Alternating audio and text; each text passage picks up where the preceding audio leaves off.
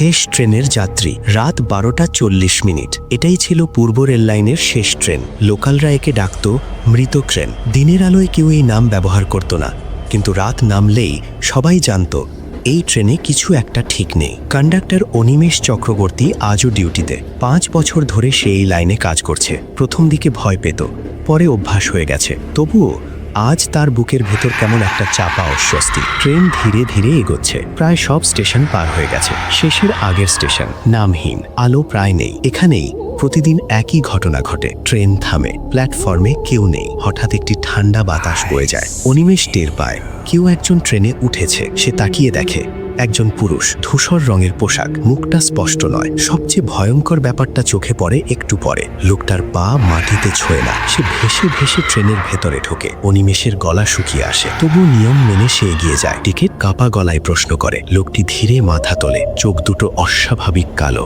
যেন গভীর কোনো কুয়ো। পকেট থেকে একটা পুরনো কাগজ বের করে দেয়। টিকিট নয়, একটা ছেঁড়া খবরের কাগজ। অনিমেষ পড়ে ফেলে শিরোনামটা। রাতের শেষ ট্রেনে কন্ডাক্টরের রহস্যজনক মৃত্যু। তার নিজের ছবি। হাত কাঁপতে থাকে। সে চোখ তুলে তাকাতেই লোকটি ফিসফিস করে বলে, কাল তুমি আসবে না। পরের মুহূর্তে ট্রেন ঝাঁকুনি দেয়। আলো ঝাপসা হয়ে আসে। অনিমেষ চিৎকার করতে চায়, কিন্তু গলা দিয়ে শব্দ বেরোয় না। যাত্রীটা হেঁটে চলে যায় ট্রেনের শেষ কামরার দিকে। ভেসে ভেসে ট্রেন পরের স্টেশনে থামে। যাত্রীটা আর নেই। পরের দিন সকাল। ডিপোতে অনিমেষ আর আসে না। ফোন বন্ধ।